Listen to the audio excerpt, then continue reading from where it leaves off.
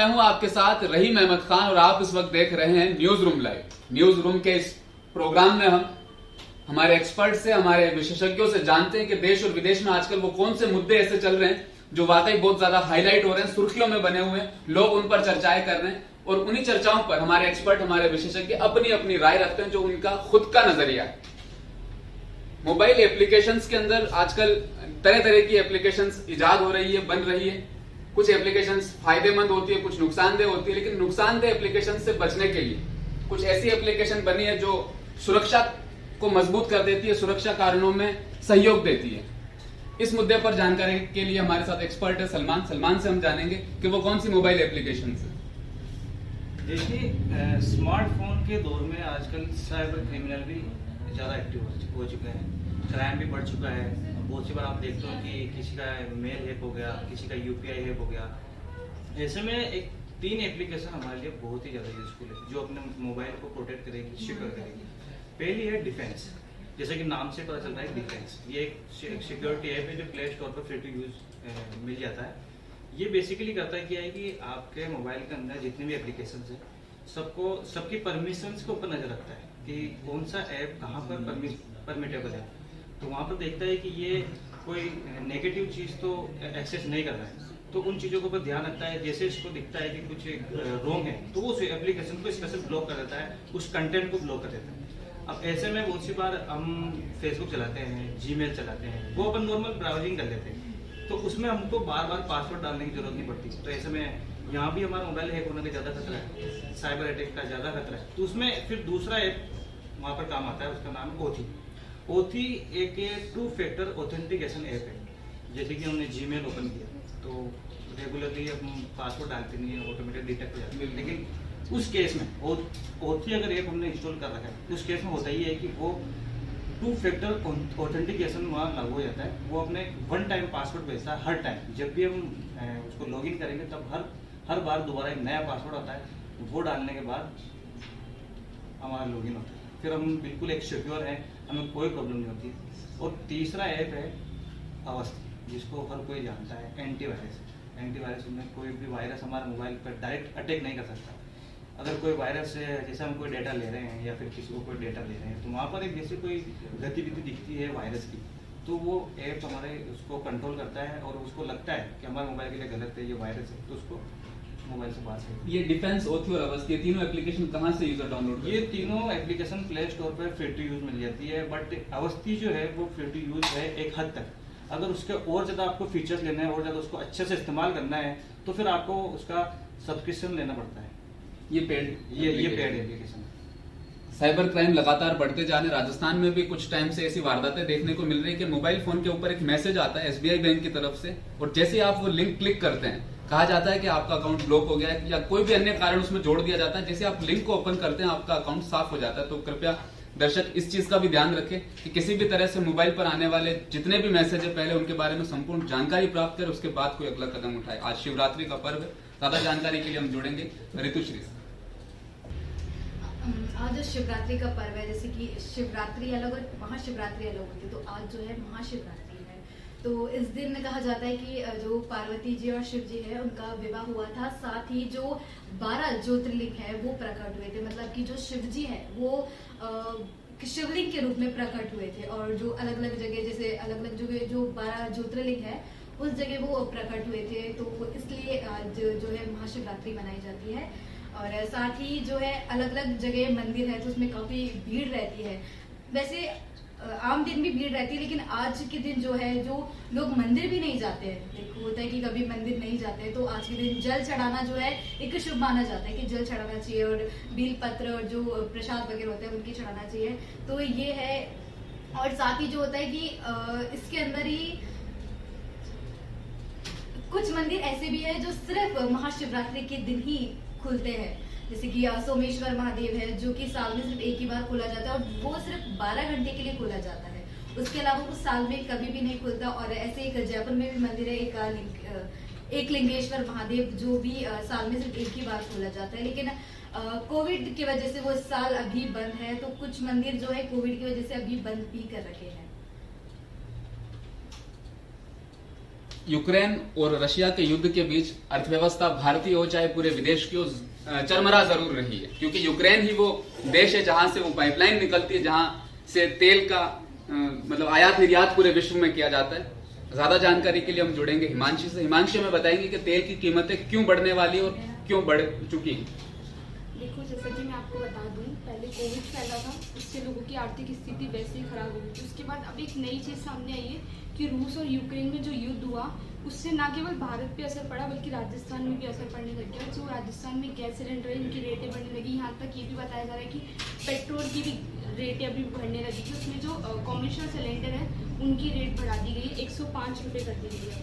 मतलब जहाँ सिलेंडर 1950 रुपये का रहता, वहाँ 2050 का आने लग गया वो, तो 105 रुपये उसकी रेट बढ़ गई है। कोविड के चलते वैसे लोगों की अर्थव्यवस्था खराब हो गई थी, और अब ये जो युद्ध हुआ है इससे भी जो राजस्थान है उसकी अर्थव्यवस्था पे फर्क पड़ रहा है। महंगाई लगातार बढ़ने के आसार एक्सपर्ट की तरफ से बताए जा रहे हैं, जताए जा रहे हैं।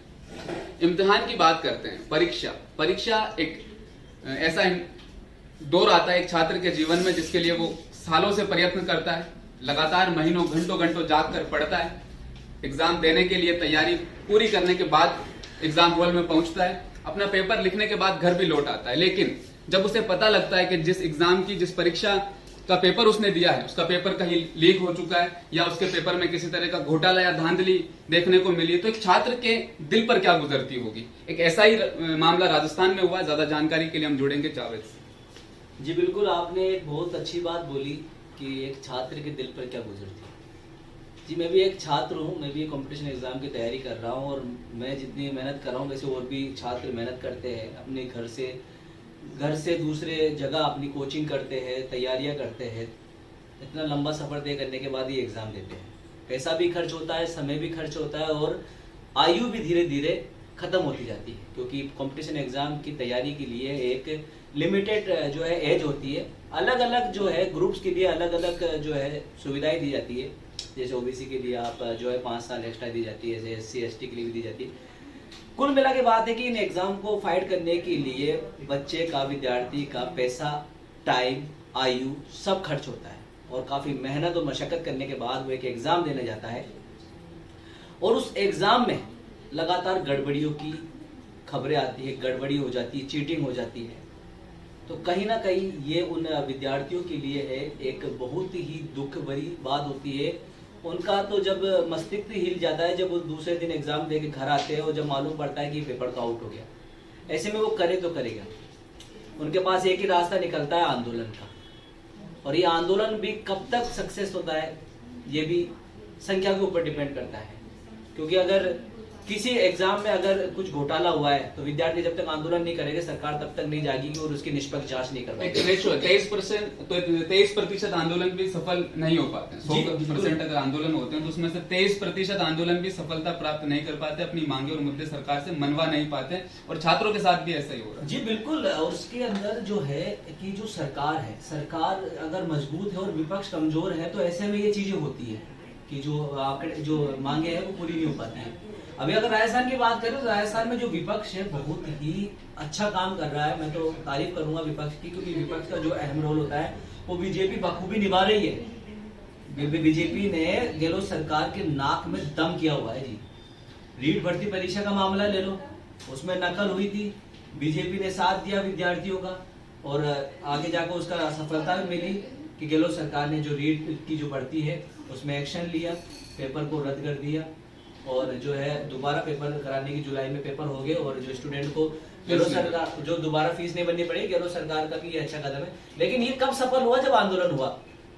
रीट के बाद में जो है RS एग्जाम के ऊपर भी जो है अटकलें आ गई। RS एग्जाम भी रद्द होने की कगार में, शायद रद्द हो गया है, मुझे अपडेट नहीं है। लेकिन अब बड़ा अपडेट मैं आपको देना चाहता हूँ कि पटवारी भर्ती परीक्षा जो अभी कंडक्ट की गई थी उसको लेकर भी सरकार सवालों के घेरे में खड़ी हो गई है। मतलब कि पटवार भर्ती परीक्षा के अंदर मैं आपको बताना हूँ नॉर्मलाइजेशन हुआ था मार्क्स का। जैसे किसी विद्यार्थी ने बताया कि उसके 160 नंबर आए थे, लेकिन नॉर्मलाइजेशन की वजह से उसके 117 रह गए। 3 प्रश्नों को गलत कर दिया गया उसके, जो सही बिल्कुल बिल्कुल। तो उससे उस विद्यार्थी जहां वो पहले एक तरफ खुशी बना रहा था कि उसका सिलेक्शन हो गया, लेकिन अब उसका सिलेक्शन नहीं हो पा रहा है। ऐसी विकट घड़ी आ गई उन विद्यार्थियों के लिए, जहां वो एक तरफ खुश थे अब वो 3 प्रश्न गलत किसकी वजह से हुए? सरकार की वजह से हुए। वहां कोई दूसरा क्वेश्चन होता तो वो लड़का करके आता, उसके पास ऑप्शन था। लेकिन यहाँ पर नॉर्मलाइजेशन की वजह से ये प्रॉब्लम आई है और इसको लेकर छात्रों ने चेतावनी दी है कि इस परीक्षा को रद्द किया जाए, दोबारा नए सिरे से किया जाए, नहीं तो ये छात्र भी आंदोलन करेंगे, क्योंकि उन्हें आंदोलन पर विश्वास है, क्योंकि लोकतांत्रिक देश है, हमारा हक है आंदोलन करना। बिल्कुल सही। पटवारी परीक्षा को लेकर कुछ सवालात प्रश्न पत्र में गलत थे, उसको लेकर आंदोलन किया जा रहा छात्रों की तरफ से। हम भी यही चाहते हैं कि छात्रों की मांगे पूरी हो किसी भी रूप में। रशिया और यूक्रेन का जो युद्ध चल रहा है उसमें कई भारतीय छात्र फंसे हुए हैं। ऑपरेशन गंगा के नाम से लगातार भारत बच्चों को लाने के प्रयास कर रही है, लेकिन इस बीच कुछ वीडियोस यूक्रेन से जो भारत पहुंच पा रहे हैं उसमें छात्र ये बता रहे हैं, स्टूडेंट्स ये बता रहे हैं कि हम यूक्रेन में बुरे तरीके से फंसे हुए हैं और ऑपरेशन गंगा कहीं ना कहीं फेल होता हुआ नजर आ रहा है। ज्यादा जानकारी के लिए हम जुड़ेंगे कासिम से। रहीम जी, जैसे आपने बताया कि जो है काफ़ी सारे जो ऐसे हिंदुस्तान के स्टूडेंट हैं जो वहाँ पर फंसे हुए हैं। कुछ दिन पहले जब ये युद्ध शुरू हुआ था उसके बाद से काफ़ी कोशिश की एम्बेसी ने, काफ़ी बच्चों को निकाला गया। आज भी जो है मुंबई एयरपोर्ट पर फ्लाइट आई है, जो 7वीं फ्लाइट है ये, लेकिन इसके हफ्ता पूरा हो गया, 23,000 में से सिर्फ 1200 एक हफ्ते में लाए गए, तो ये रेशो बहुत कम है। बहुत ही अफसोस से मुझे ये कहना पड़ रहा है कि आज जो वजारत खारजा के तर्जमान अरदीन बागीची ने जो है अपने ट्विटर पे ये ट्वीट किया कि मुझे अफसोस से कहना पड़ रहा है कि एक हिंदुस्तानी जो है स्टूडेंट यहाँ पे मारा गया है। तो ये नाकामी है इंडियन एम्बेसी की, क्योंकि बहुत सारे वीडियो वायरल हो रहे हैं वहाँ जो बच्चे बोल रहे हैं कि हमें यहाँ पर, हम जब भी कॉल करते हैं इंडियन एम्बेसी को कोई रिस्पांस हमें आगे से नहीं मिलता है, तो हमारी मदद की जाए, हमें यहाँ से निकाला जाए। तो ये बहुत ही मतलब अफसोसनाक जो हादसा हुआ है कि एक हिंदुस्तान का स्टूडेंट जो वहाँ मारा गया, और हालात वहाँ के बहुत बदतर से बदतर होते जा रहे हैं, क्योंकि बेलारूस के अंदर जो मीटिंग जो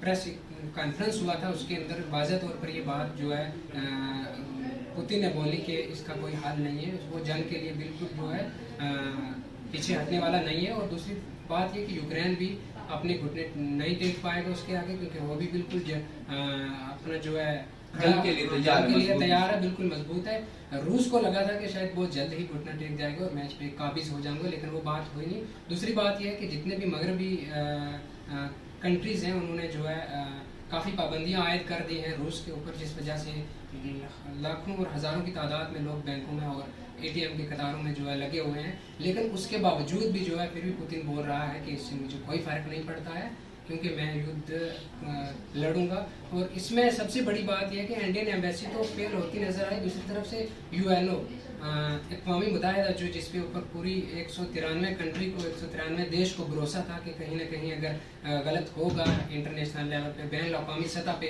अगर कोई जंग का माहौल बनेगा तो हमें उम्मीद है कि UNO जो है सॉल्व करवाएगी जल्दी। लेकिन यहाँ पिछले 7 दिनों से नाकामी ही नज़र आ रही है, और यहाँ तक कि आप बहुत बड़े बड़े जो ब्यूरोक्रेट ऑफिसर हैं वो ये कह रहे हैं कि UNO को अपने इस्तीफ़ा दे देना चाहिए, क्योंकि वो बिल्कुल नाकाम होती नज़र आ रही है और जंग का माहौल जो है बढ़ता हुआ नज़र आ रहा है।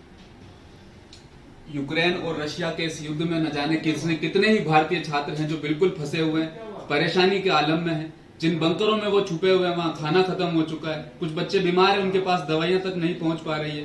भारत में जो उनके पेरेंट्स है, जो उनका परिवार है, वो परेशानी और चिंता के कटघरे में आकर कहीं ना कहीं खड़ा है।